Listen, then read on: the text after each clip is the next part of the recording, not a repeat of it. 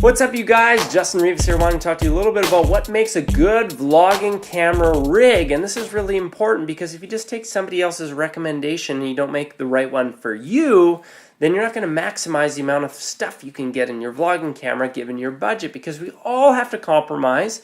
Even if you have all the money in the world, you still have to compromise on a vlogging camera, because there is not one camera that does everything that you could possibly want it to do. So we all have to make a decision. So I'm just going to hopefully share little pieces of how I picked the vlogging rig I did, and maybe help your thought process to be able to decide what's really important to you. So starting right at the top here, so this is a Panasonic G7. That is my main camera, but I've got a Rode VideoMic GO on top. I needed a shotgun microphone because I need to be able to put a windsock on something, because it's really windy where I am. I'm outside on the boosted board ripping around. I needed to cut down on that wind noise, and onboard audio does not typically do that well at handling wind noise. So something like that is able to help. I'm also able to get a little bit further away from the camera and still talk to it and have it not pick up everything around, but just mostly me talking to it. So audio is really important. So if audio is a key factor, you need to find a camera with an input jack that can take a microphone as well as either a hot shoe or some other way to be able to rig something up. So audio is key. Next up is the camera itself. It's important that cameras are able to function in a wide variety of settings, especially in low light situations. Lots of times when you're storytelling on a vlog, you don't always get to be outside in perfect sunny daylight. Lots of times you're inside, you've got mixed lighting, it's not that bright. And this is where we're going to talk a little bit about sensor size. This is maybe a little bit technical, but it's important to understand. The iPhone, the sensor on the camera is 1/3 of an inch, like tiny. And what that means is when it's trying to capture light, it's so small. It's kind of like having, like if you went outside and were really thirsty and it was only raining a little bit and you had this tiny little cup, you wouldn't be capturing much water. But if you brought out this cup and you were thirsty, you'd be much quicker to capture something to be able to take a drink. And sensors are kind of the same way. In when there's limited amounts of light, they're trying to capture light, but it's literally like how big your collection device is how much light you're going to get. So in a really small sensor, you don't get as much light, and the camera has to try and work really hard and boost itself to be able to get that much light in, and the picture ends up looking grainy and gross, or at some point you'll hit the limitation. It'll basically say, I can't get any more light. So you need bigger sensors. Anyway, the micro 4/3 format, where this is 1/3 of an inch, is 4/3 of an inch, or 1 1/3 inch. So it gets much bigger than 1/3 of an inch. It can capture a lot more light. For point and shoots, your standard run-of-the-mill point and shoot is about 1/2 an inch.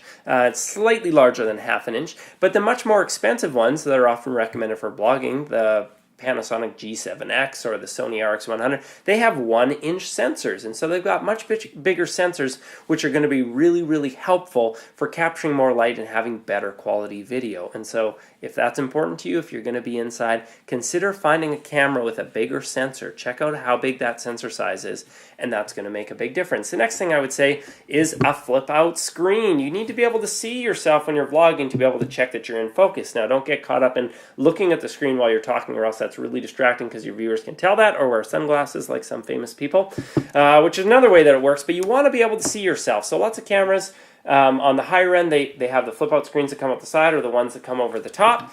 You want to be able to find something with a flip-out screen that's going to be able to help you.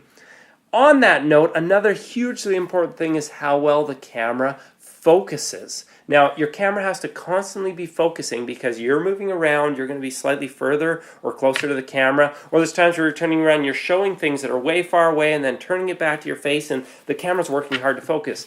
That's why the Canon 70D and 80D are some of the most popular vlogging cameras, because they have this dual pixel CMOS technology, which makes them incredible at focusing, which is really important. In the case of the Panasonic G7, Panasonic has this technology called depth from defocus, and it works almost as good as them, maybe not quite. The better lens you put on it, the better it's going to focus. And so with a good quality lens, I found the focusing to be quite good. With the kit lens here, it's okay.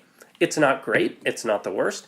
It's fine, but focusing is really important. A standard point and shoot, especially the older ones, they're getting more and more technology into the autofocus systems, but that's something you want to be able to check into. It's hard to find it from a manufacturer's website. Look for marketing pieces where they're talking about the focusing technology specifically related to video, and that's going to help you decide if it's a good option. Canon is great at it. Sony's great at it. You start getting into other brands, I don't know. Panasonic, they do typically a good job. I just don't know if that technology is in cheap point and shoots. Anyway, focusing is hugely, hugely important.